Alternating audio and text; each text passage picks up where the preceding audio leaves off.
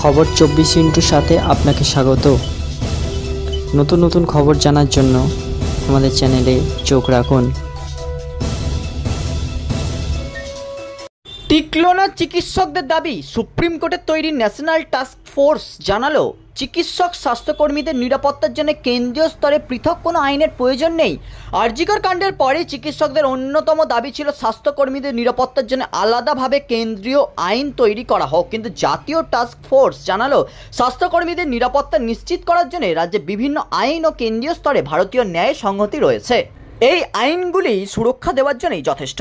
আরজিকর কাণ্ডের পরই সুপ্রিম কোর্টের তরফে এই টাস্ক ফোর্স গঠন করা হয়েছিল। শীর্ষ আদালতে জমা দেওয়ার রিপোর্টে সেই টাস্ক ফোর্স জানিয়েছেন 24টি রাজ্যে ইতিমধ্যেই স্বাস্থ্যকর্মী ও স্বাস্থ্যকেন্দ্রে হিংসা রুখতে এবং নিরাপত্তা নিশ্চিত করার জন্য কঠোর আইন রয়েছে। আরও 2টি রাজ্যে আইন আনার প্রস্তুতি চলছে। এই আইনগুলিও ভারতীয় ন্যায় সংহিতার ছোট বড় অপরাধে সুরক্ষা ও বিচার দেওয়ার জন্য যথেষ্ট। টাস্ক ফোর্সের রিপোর্ট অনুযায়ী ছোটোখাটো অপরাধ যা প্রতিনিয়ত হাসপাতালে ঘটে থাকে তা রাজ্যের আইনেই বিচার সম্ভাব্য। ঘৃণ্য অপরাধের ক্ষেত্রে ভারতীয় ন্যায় সংহিতার কঠোর আইন রয়েছে। যে রাজ্যগুলিতে স্বাস্থ্যকর্মীদের জন্য নির্দিষ্টভাবে কোনো আইন নেই সেখানে বিএনএস এর ধারাতেই বিচার করার পরামর্শ দেওয়া হয়েছে। এর জন্য আলাদা আইন তৈরির প্রয়োজন নেই। 37 পাতার রিপোর্টে দেশ জুড়ে স্বাস্থ্যকর্মীদের নিরাপত্তা ও অন্যান্য যে চ্যালেঞ্জগুলির মুখে পড়তে হয় তা সমাধানে হাসপাতালগুলিতে নিরাপত্তা বাড়ানোর পরামর্শ দেওয়া হয়েছে।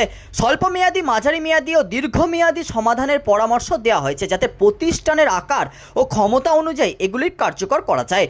হাসপাতালের নিরাপত্তার জন্য অভ্যন্তরীণ নিরাপত্তা কমিটি গড়ার সুপারিশ করেছে ন্যাশনাল টাস্ক ফোর্স।